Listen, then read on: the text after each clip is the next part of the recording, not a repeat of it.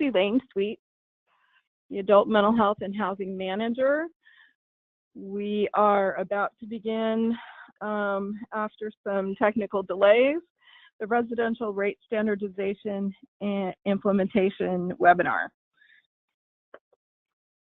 In the room, we have Sharon Hill, Patricia Alderson, John Collins, Carmen Armendariz, and Kelly Knight. And I am Elaine Sweet, the Mental Health and Housing Manager, and we're going to go ahead and get started, starting with the session overview. We have been working with providers this last week to get out draft standardized rates and the simulated fiscal impact. We are also going to go over the proposed rules in response to the provider feedback. We want to look at early adopter lessons that we have learned up to now, the RTH, RTF direct care engagement activities and documentation expectations. We want to talk about the implementation timeline and any provider feedback for technical assistance and emerging questions. Can everybody hear me at this point? Do we have confirmation on the webinar that? Yeah, could somebody respond and just say that they are hearing us in the Zoom thing? Okay. But they can chat. They could send a chat note saying that they can hear me. Okay, so we want to start, the next slide is talking about our July 1 go live date. Our providers will be billing a new standardized rate for residential services through the T1020 or T1019 for young adults in transition. For the Oregon Health Plan, Medicaid individuals. For non-OHP individuals in residential, we will be using a different format. Okay, behavioral health contracts will cover only non-OHP individuals and non-covered services. So all of the service payment will be coming through Medicaid. OHA leadership and OHA budget have reviewed the standardized rates and fiscal impacts. OHA continues to update the legislature through the Legislative Fiscal Office on the implementations specified in HB 1526-A from 2017, requiring the standardized rates implementation. So starting in July 1, what changes? The provider negotiated cost-based rates, that's the current state. The future state of that is the standardized rate varies by client, LSI, acuity tier. The billing code is T1020 or T1019 for young adults in transition. The same code exists in July. And then some contract service payments to some providers is the current state. In the future state, there will be unified and streamlined Medicaid payment for all OHP individuals.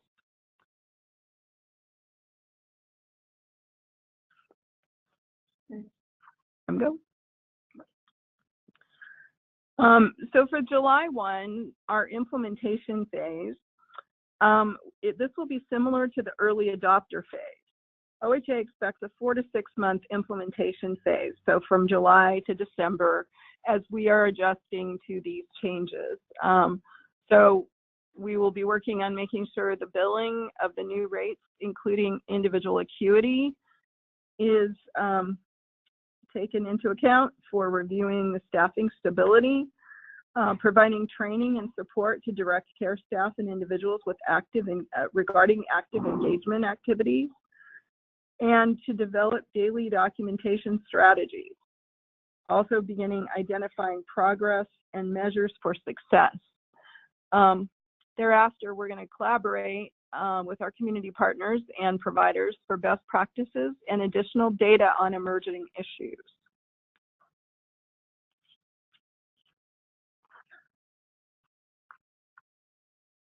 So we want to talk a little bit about the standardized rates and how we got here.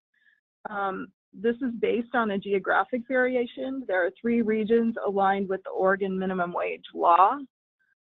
The individual level of needs, level of care needs are grouped into tiers relative to the acuity needs requiring additional staff engagement. So low acuity would be an LSI of up to 40, medium acuity from 41 to 60, and high acuity would be an LSI of 61 plus. The bed size bands account for the economies of scale. So the bed size bands are 1 to 5, 6 to 10, or 11 to 16. And all of this information connects up to the rate. So we're going to be making calls with providers on the draft rates and simulated fiscal impact. We took the December 2018 client roster and LSI scores, all that we had, and made our assumptions based on that information. So the LSIs that we're using may not be the most current and may not be for the most current individuals that you have in the home. We are assuming that you have full occupancy, and if we didn't have an LSI score, we use the low acuity tier 2 score for any vacancies in the client rosters. The draft standardized rates assume a balance of individual needs, so we would anticipate that you're going to have some folks from each tier in your home, most likely, but potentially there would be homes that have higher acuity just based on some of the special care needs that you're providing for. We would encourage serving individuals with higher care needs or a higher tier when it's appropriate. Calls are an opportunity to hear concerns and provide data and feedback that we need to know about your specific circumstances in your specific facilities. And now we're going to move to Kelly Knight and Carmen, who are going to talk about the next section. So for our contractors that we directly contract with for Mental Health County or Mental Health Direct, there are going to be some contract changes in the 1921 biennium. From our contracts, we have removed the general fund service payments and the rent subsidy service payments that are currently being paid in rates and slots. The reason why we did that change is because these dollars are included in the rate standardization tiers that we've developed. The billing changes, there's going to be one billing source for Medicaid eligible clients through MMIS. Non-Medicaid eligible funds are payable by invoice through the invoice tracker. There is going to be money in the county contracts and direct contracts that will be encumbered for the biennium for the non-Medicaid eligibles that we will be paying through the invoice tracker. And this will cause a change in or the elimination of most of the cars because most of the cars that we receive currently are for service payments and for reserve service capacity payments, which is our RSCPs. Also, another change that we're going to see is how the RSCPs are paid. For non-Medicaid eligible clients, we will have them billed through the invoice tracker, but for our Medicaid eligible clients, there is a retainer payment that we are going to pay through MMIS.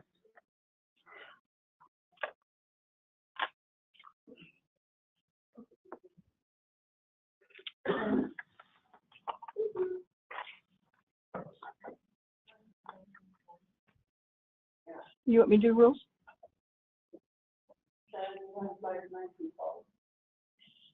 Okay, 9 through 12.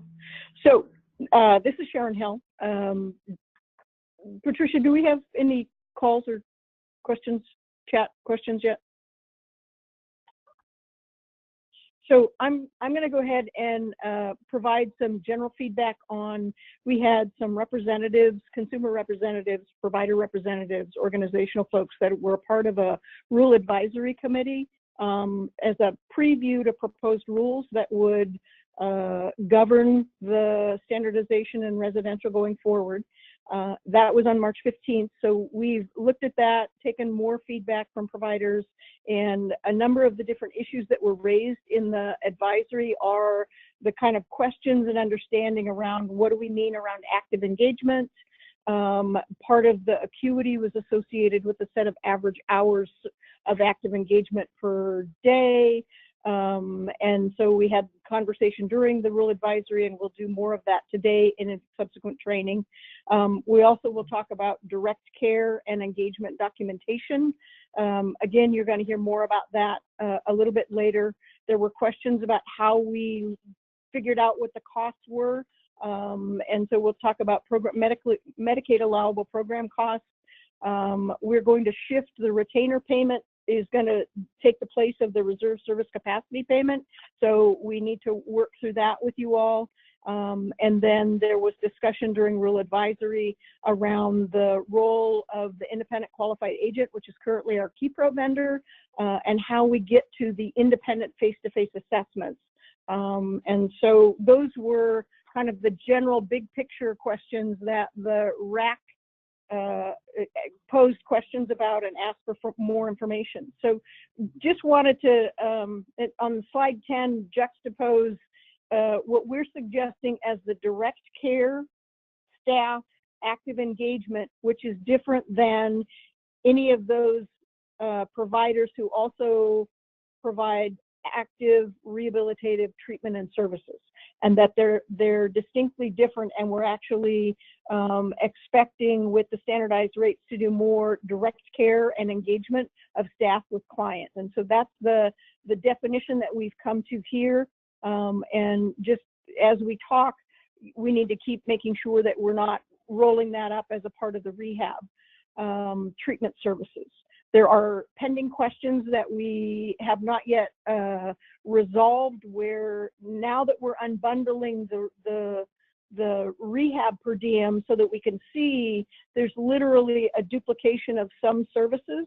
And there's actually even a provider and a county partner that may be billing the same service on the same day. So we need to work through those sorts of issues.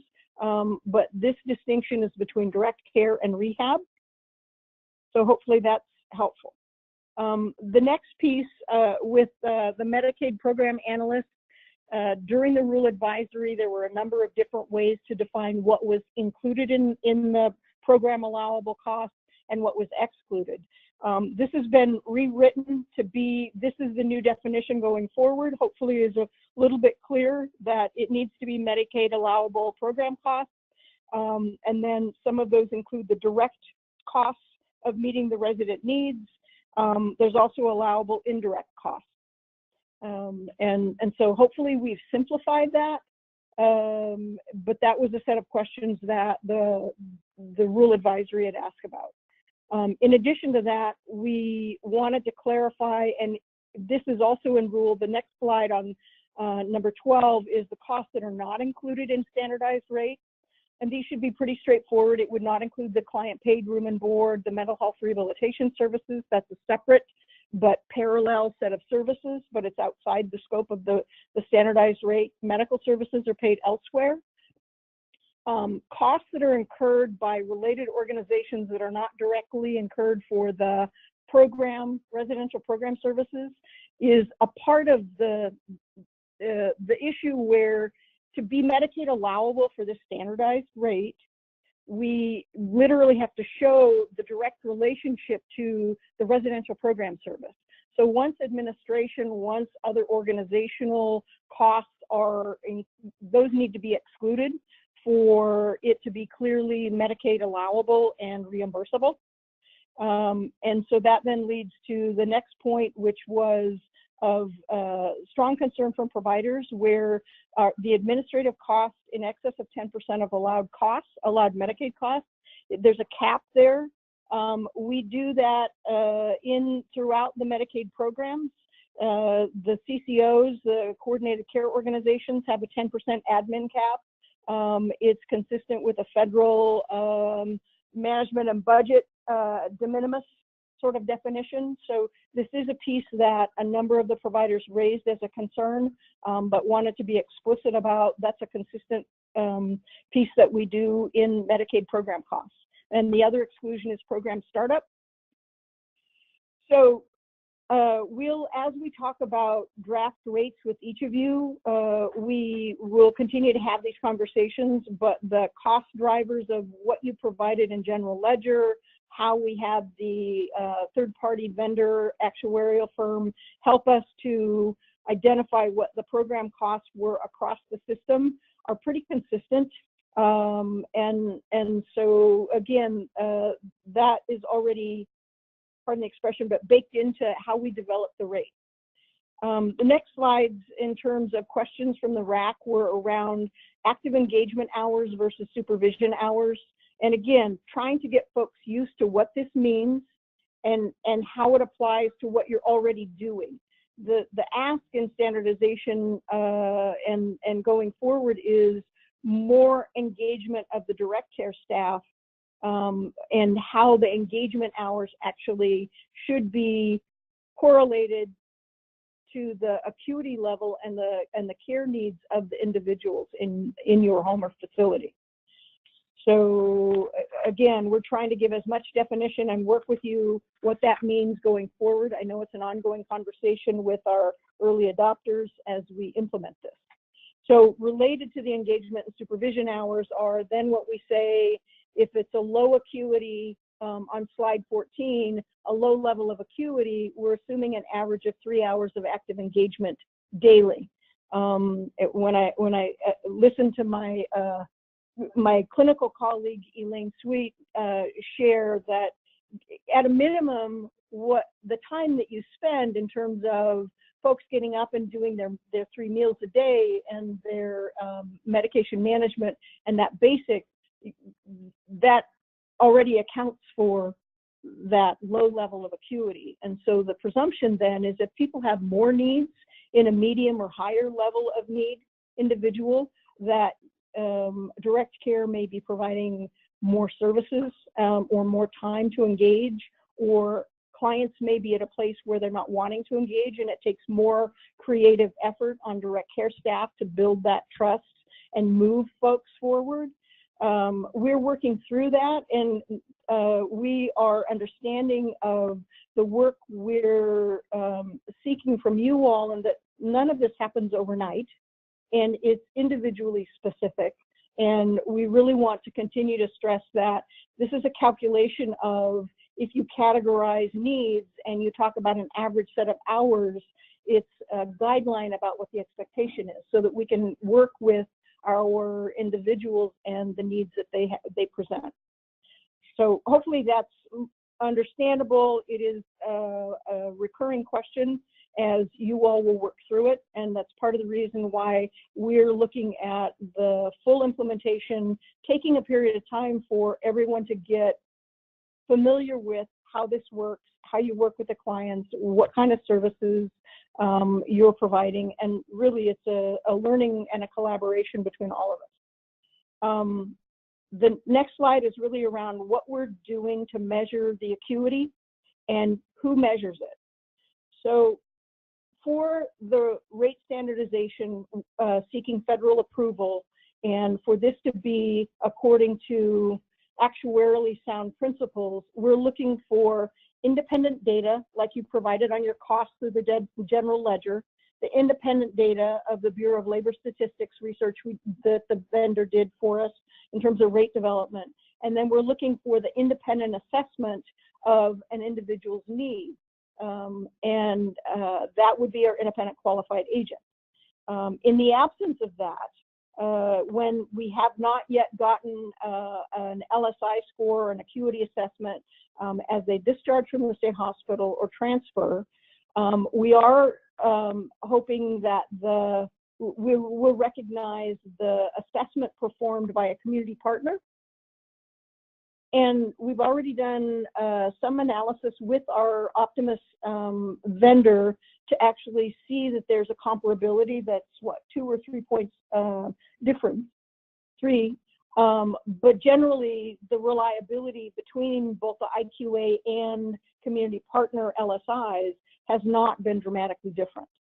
What I would say, the last bullet I wanted to stress is that as we go forward, we'll have this conversation, but CMS guidance to both Department of Human Services for APD and for OHA is that independent assessments themselves are not appealable. What we're working with on our IQA and with you all is that the LSI doesn't stand on its own. It's with the locus, it's with the person-centered service plan. And so the real issue and the question may be posed about, is the service plan accurately reflecting the individual's needs? That would be where there's a conversation and a discussion. So again, this is new information, new ways of working with the individual needs of a client. When the acuity assessments may occur will be another place where the providers ask questions, and we want to be explicit on slide 16 when assessments might occur. And so as they're being discharged, there's the annual review for the 1915I eligibility. Patricia, could you move the slide? Also, if there are other kinds of placements, transfers between facilities potentially, and then the piece that providers wanted to pose, and we had already anticipated this as well, what if a client's situation and condition decompensates or dramatically improves or something, but it's not, the home or facility is able to manage that with staffing rather than having them rehospitalized, but the acuity has changed significantly. So we're looking at, if that episode, that decompensation, for example, lasts for more than 30 days, then let's go ahead and get a reassessment, request a reassessment with the IQA so that we can determine, you know, what that tier rate and also what the level of need is that has changed. So we're going to work through that process with you, but we also wanted to recognize that transitions for our individuals is stressful, and there may be some temporary and episodic adjustment to a new environment. What we're talking about is requesting an ad hoc reassessment when the needs are substantially changed. So we'll work with you on that, but needed to also set kind of a threshold. Anything you want to? Okay. So I am going to defer to Carmen and Kelly to talk about the retainer thing. Okay. So, as I mentioned in the previous slide, there is going to be changes to what we currently call an RSCP, which will now be called a retainer payment. Subject to CMS approval, the retainer payments will replace the current RSCP process for Medicaid individuals. Transitioning the process is currently in development, so there is going to be some training and billing training next month. The retainer payment is for temporary absences of 30 days or less for medical, psychiatric, behavioral hospitalization, or related absences. It will require documentation and OHA approval for payment, and the payment is going to be based on the Tier 1 standardized rate for an empty bed.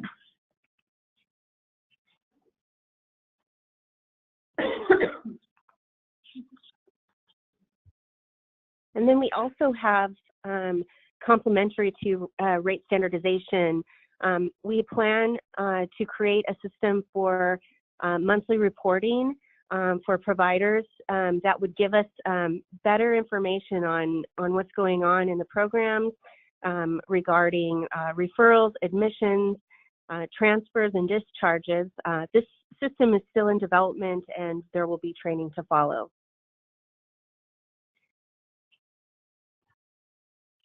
And then any additional proposed rule questions from the Rule Advisory Committee will be heard. Do we have a specific date, or is this just following this?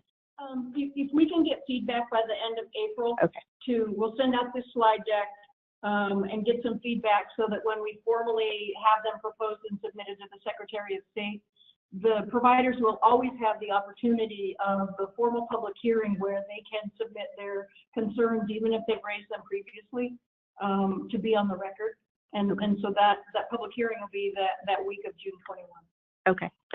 So hopefully you heard Sharon, but just to echo what she said, continue to, give us feedback on the proposed rules. And again, you will have an opportunity when the rules are brought to public hearing on June 21st.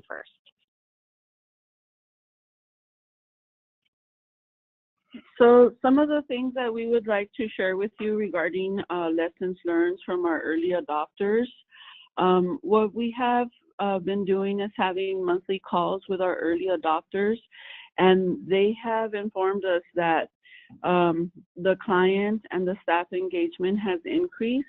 Some of the staff are extremely happy that they are doing more of the work or most of the work that they were hired to do. And the fact that the clients are engaging because they were, they let them know in advance that some of the things that they were going to do was going to create a change in how they were doing some of their activities. Also, for the clients that didn't previously want to engage, they have been coming up with a lot of creative ways in engaging those clients that previously refused to engage. And also, because there is more documentation required, there is an example that they gave us in order to keep up with the documentation. Some of the staff were using notepads to keep track of the activities and responses using, client coded names on their notes. And then before their shifts ended, they were documenting the notes that they were taking during their shift. Also, most of our providers, our early adopters, have been able to hire needed staff to reach the new staffing requirements that we have implemented in the standardized rate. But hopefully we'll have more lessons learned, and we'll be able to share that with you in May.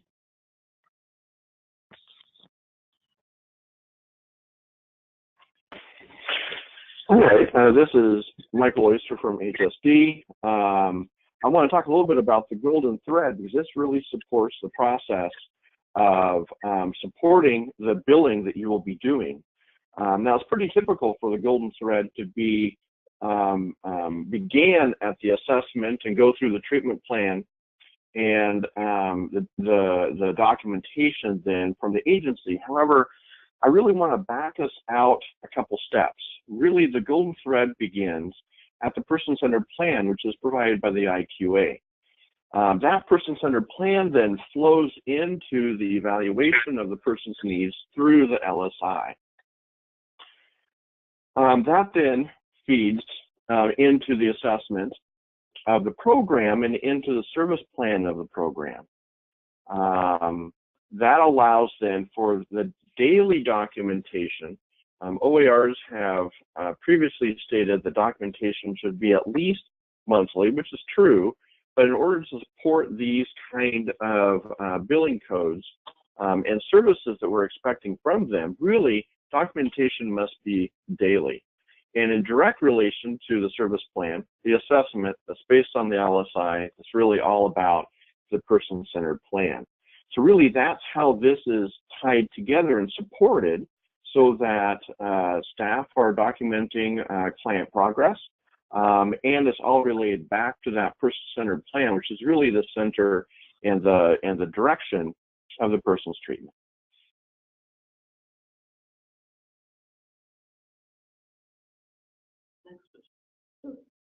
Next slide for the example.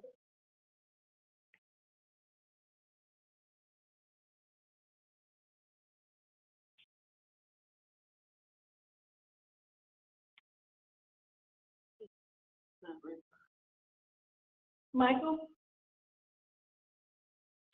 Yes, we have Rick on the phone. I know he was trying to get in.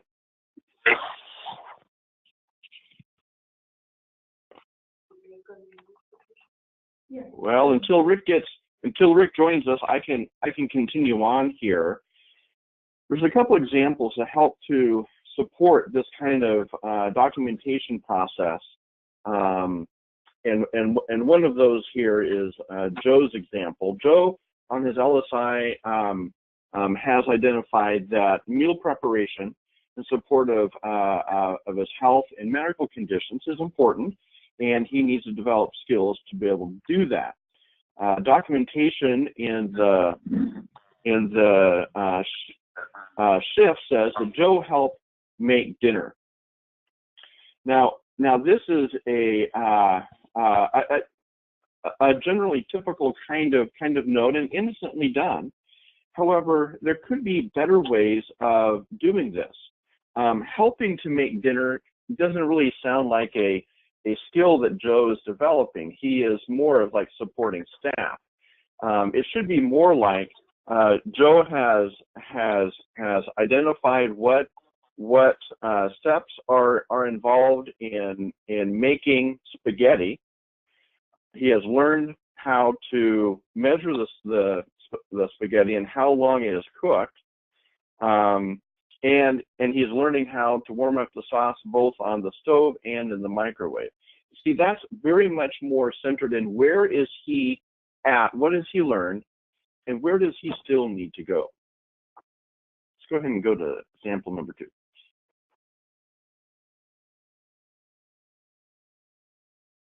Tricia, could you forward to slide number 2? Great. So this is Sue's example. This is also coming from the LSI, is identifying IADL skills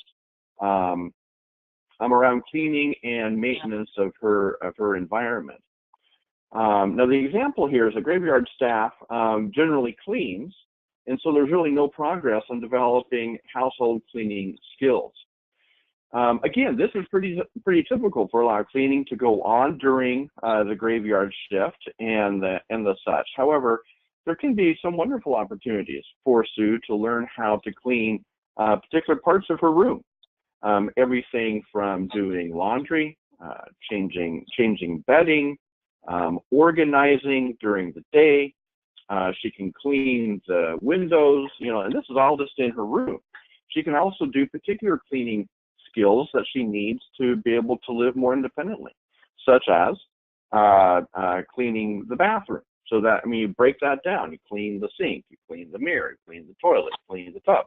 So you want to be able to break these things down and identify what has she learned, what is she skilled at, and what does she still need to learn, and what are the barriers to that process for her to be able to then address in the future. So all the daily documentation should be relating to these kind of skills, and then a monthly summary can be able to identify this is the kind of progress we've made during the entire month.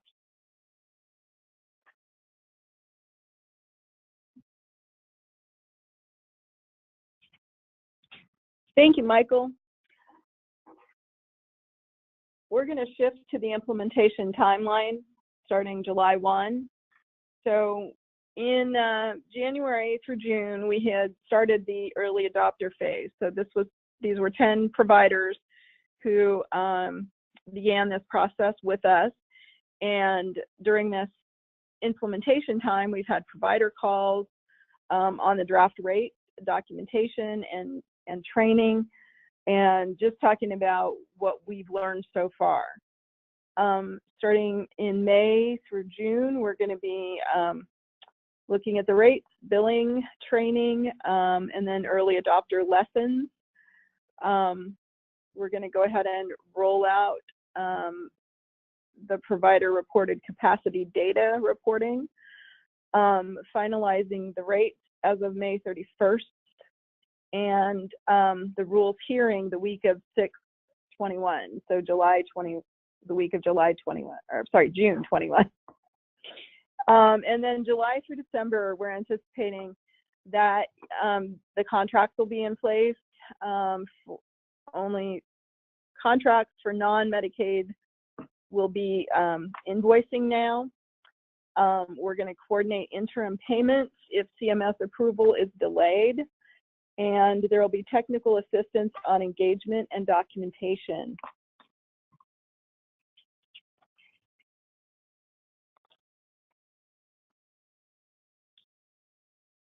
So based on provider feedback and engagement for technical assistance, we'll be having some training modules regarding billing and documentation.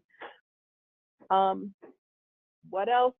If you could let us know what else you feel like you would need information or training on, that would be really helpful.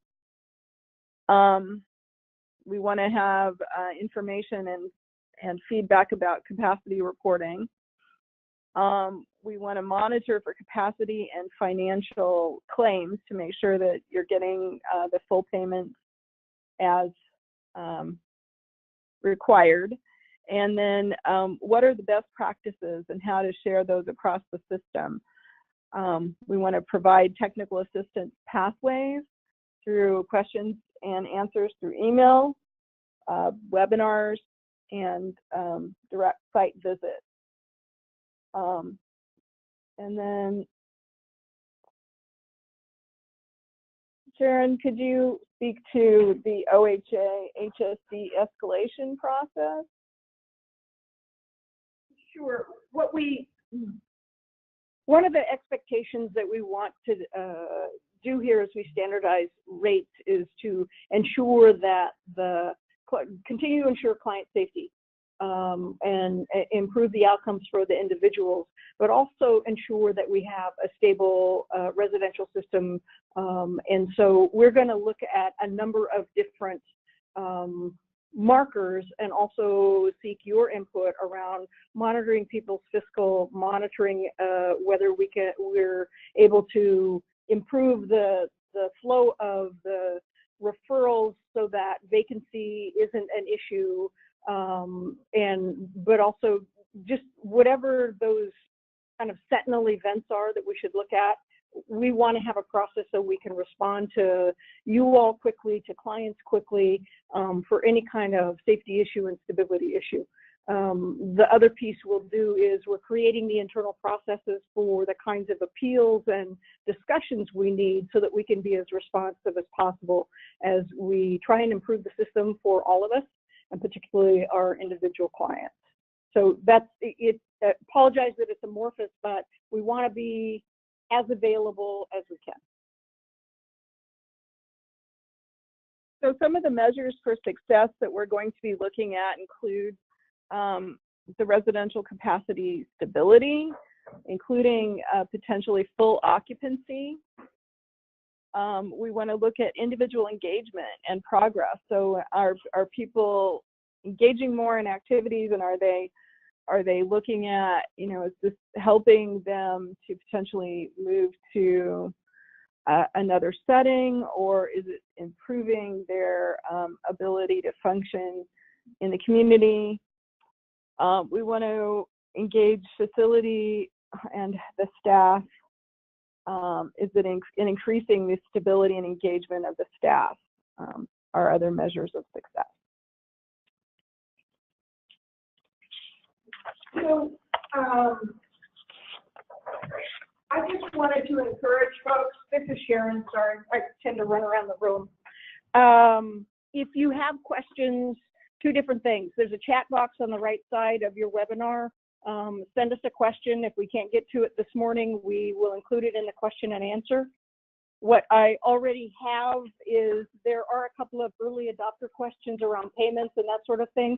We can take those offline and get back to you as soon as we're finished here. I did have a question from John Trin for clarification around what we're doing with the retainer payment on the reserve service capacity.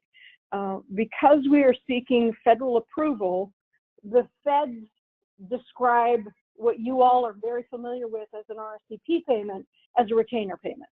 So we're just needing to shift that terminology, and it's going to apply to both Medicaid and non-Medicaid.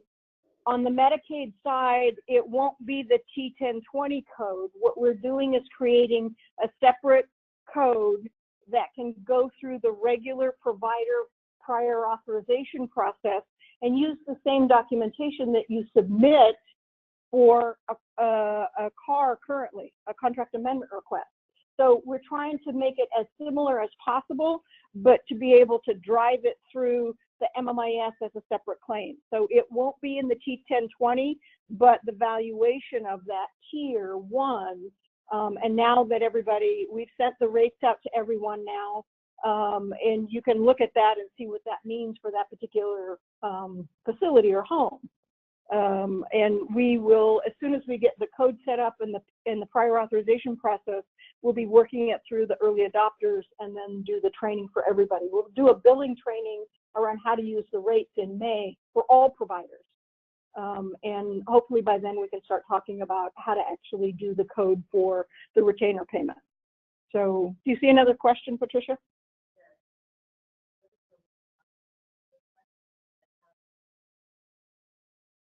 And how does what work? Who's the question from? Who's the question from?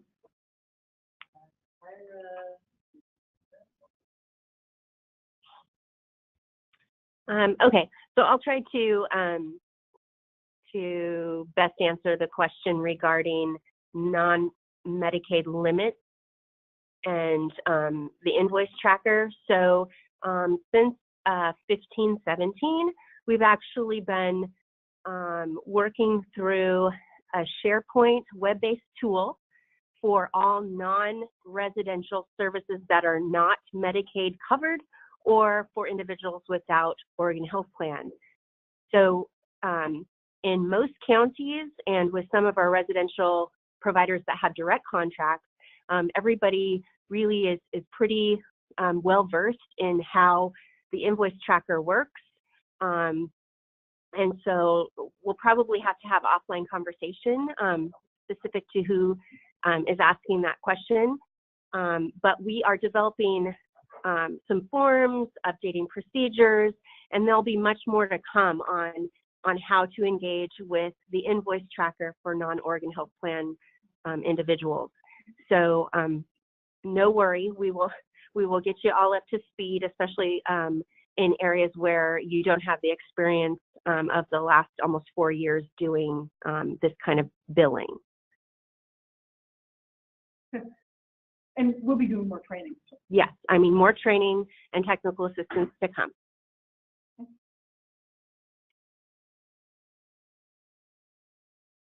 Other questions? Becca requested a question that I think we need to talk offline in terms of LSIs for how to deal with people in priority 1 situations. And again, we're trying to do, how do we coordinate better with the IQA and what we're doing? So I think we want to take that one offline and maybe talk an example with Elaine and her team and the IQA. You have any more?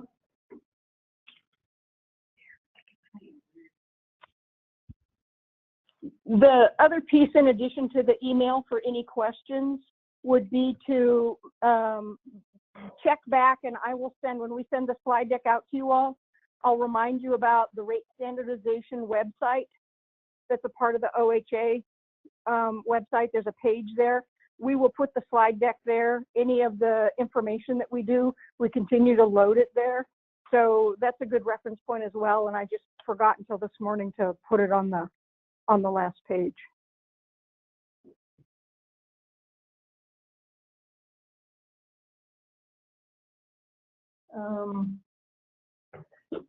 So there's a question about, will providers' acuity measures prior to acceptance of an individual as they step down or discharge out of the state hospital?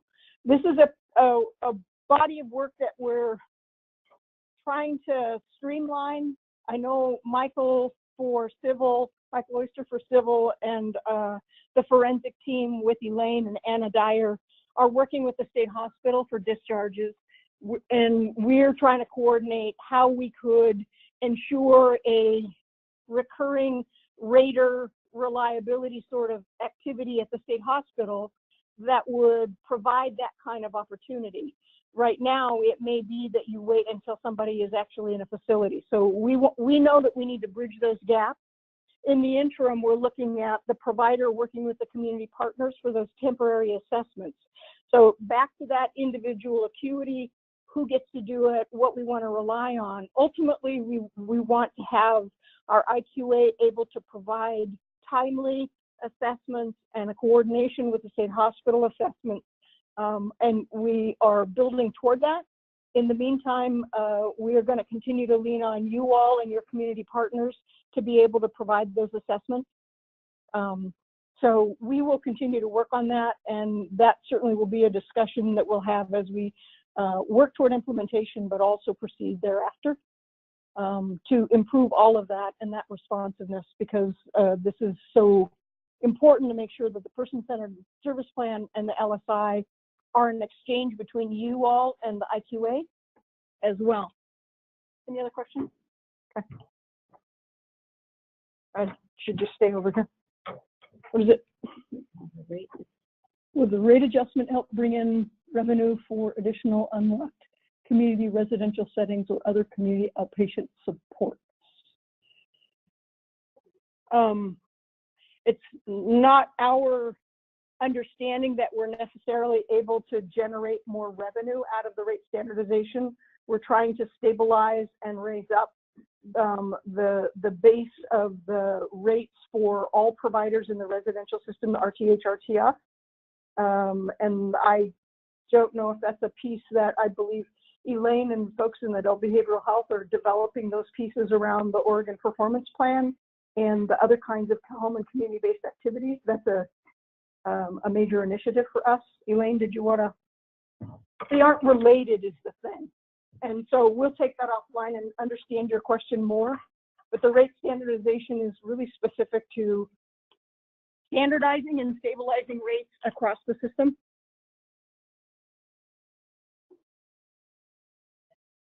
Mm-hmm. Has there been any discussion about providers training, like the escalation, crisis management, risk management, personal safety, etc., for example?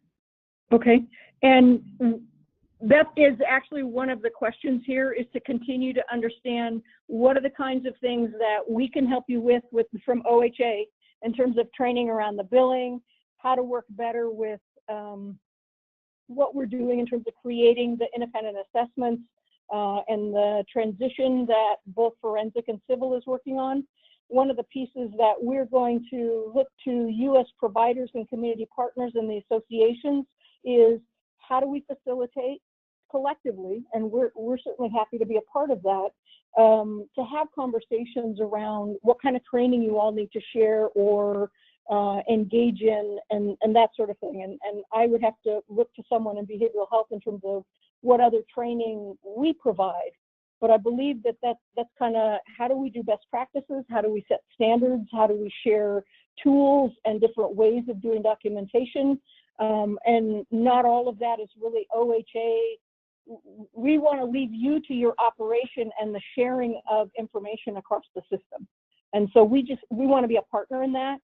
Specific to implementation, there's definitely training we need to do. And part of the request out of this webinar is for you to send Corey and everyone the exact kinds of things. What kind of training do you need to actually be able to implement these rates and the changes we're talking about? And what are the kinds of things we should collectively talk about facilitating getting together so that you all can share the different ways you're doing things? So please email, you can send it in the chat box, but email your ideas and your requests. And what we tried to do is at least mark out what are we going to set you up for July 1, billing training, how to do your rates, and that sort of thing. And then how do we do documentation from July forward, just like we've done with the early adopters. Other comments from other people about training? And as Kelly mentioned, you know, we're going to be talking about the invoice tracking. We'll talk about how we do capacity reporting going forward. We're trying to come up with a streamlined way of doing that would actually hopefully not build more reporting in, but actually streamline what we're doing so that we can share it.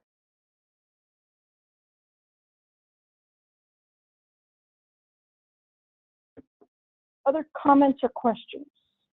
Okay. John, do you?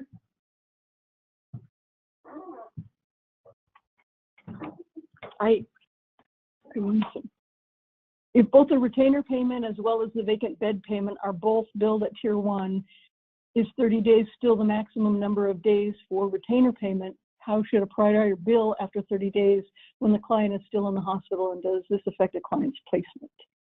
So that's from Brett in Multnomah County. So my understanding is we are paying a retainer payment because it's a temporary absence of 30 days or less. We are not specifically paying a vacancy payment. If there's something that's program specific, I would defer to a program coordinator for that. I think we would also, sorry, because my experts are over here. So this is Elaine. We would look at each case individually to assure that the individual's needs are being met. And we have had instances where individuals are ill for longer than 30 days, and we will need to look at those as individual such situations. This is Carmen. I also want to let you know that built into the BRIC is a 5% vacancy factor. So 5% of the monies that you would get paid from MMIS for the T1020 or T1019 rate, that is the vacancy factor that you are receiving, which should be put in a bank for future use. So if you do have a vacant bed because a client has left, you have that money available to cover for expenses while the bed is vacant. So a vacancy and a retainer payment are two separate items. And there are a number of questions around the retainer payment, so submit your scenarios a bit so that we can talk about how those are. Elaine already addressed the fact that there are instances where somebody's hospitalization or medical, behavioral, psychiatric lasts longer than 30 days, and that's case by case. Again, we're going to work through that, but generally the federal regulations for retainer payment are consistent with what we all have been doing for RSCP, and that really isn't changing except to shift over. So there were other questions about who is the reviewer of the person-centered service plan, and I'm going to defer to Elaine in terms of the difference between whatever there's a treatment plan that someone in the community or the county and the provider do, which is distinct from what KeyPro does. So it's my understanding that the person-centered service plan from the IQA is specific to what the individual's needs and plans are. There is still a residential plan that you would be providing for what you will be doing with the ADLs, IADLs, the residential plan that you're going to be working from. Those certainly should inform each other, I would think, as a best practice. So I don't know if that fully answers the question, but certainly we can speak more to that as time goes on. And I'm taking away the questions on the IQA. Clearly, we're trying to encourage a different level of activity and coordination with the IQA.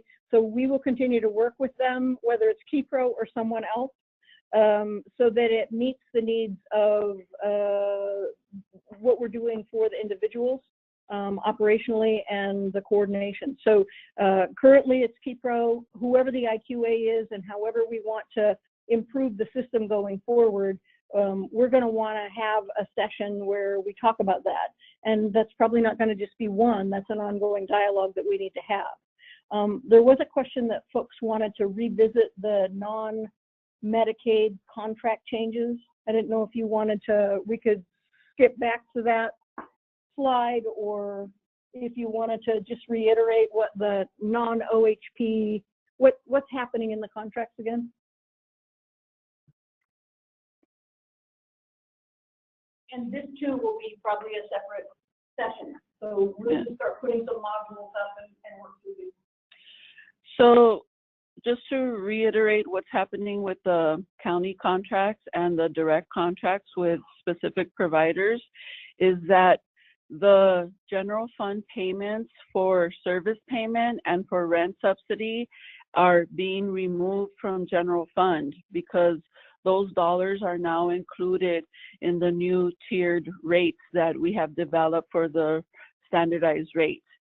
And the money that will be in your service element 26, service element 27, service element 28, service element 30 in Part C are monies that are going to be encumbered in contract, but you will, as a county or as a direct contractor, will have to submit an invoice through the invoice tracker for non-Medicaid eligible clients that you need a service payment for, or for non-Medicaid eligible clients that you need a retainer payment for.